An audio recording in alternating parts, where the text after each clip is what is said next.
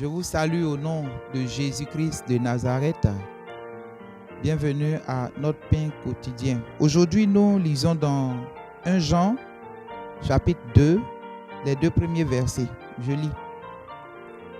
Mes petits enfants, je vous écris ces choses afin que vous ne péchiez point. Et si quelqu'un a péché, nous avons un avocat auprès du Père, Jésus-Christ le juste. Il est lui-même une victime expiatoire pour nos péchés, non seulement pour les nôtres, mais aussi pour ceux du monde entier. Amen. Voici le texte que nous venons de lire.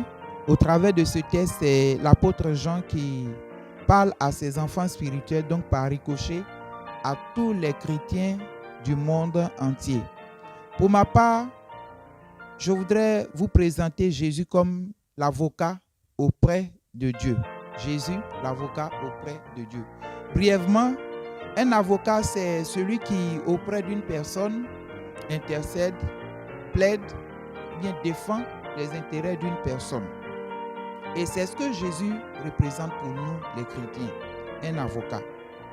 Je voudrais vous faire remarquer quelques informations qui ont été données sur Jésus, notre avocat, selon le texte que nous venons de lire. Premièrement, au premier verset, Jésus est auprès du Père. Notre avocat Jésus, il ne se trouve pas dans le tombeau, il n'est pas enchaîné quelque part, il est assis auprès du Père. Il est à la place idéale pour assurer ce rôle d'avocat en faveur de nous, les chrétiens, en faveur des pécheurs.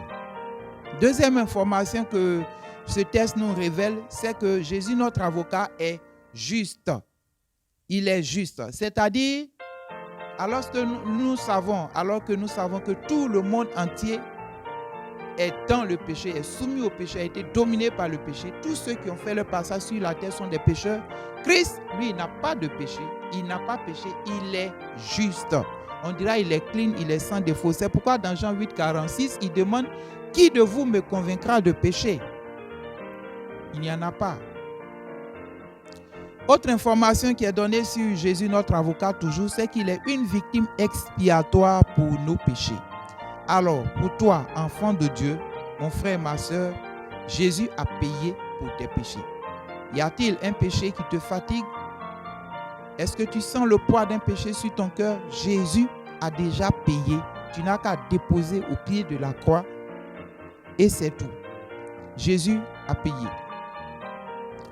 L'autre information qui complète cette dernière, c'est qu'il est aussi une victime expiatoire pour les péchés du monde entier. Il a payé non seulement pour les chrétiens, mais pour le monde entier.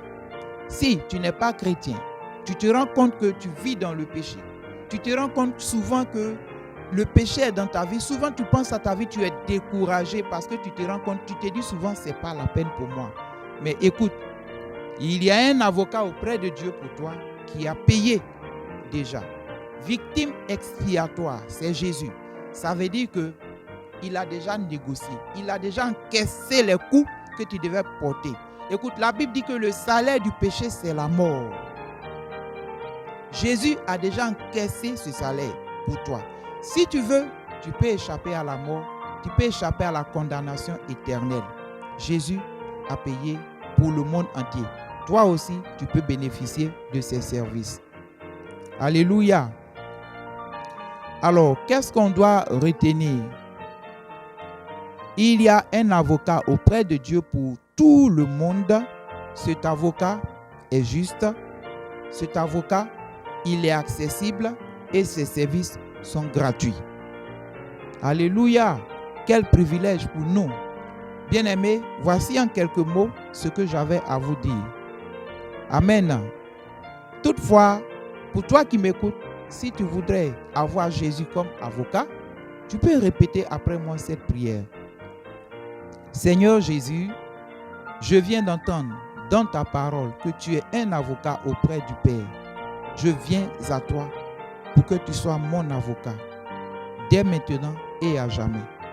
Merci Seigneur, parce que je sais que tu m'acceptes. Amen.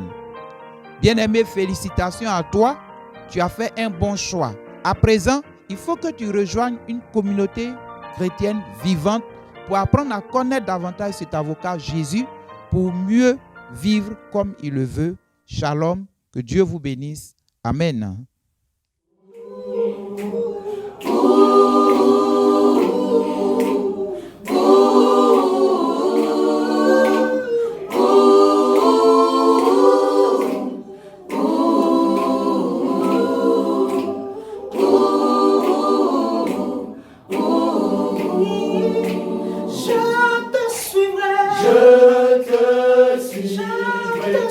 Je te suivrai, Jésus.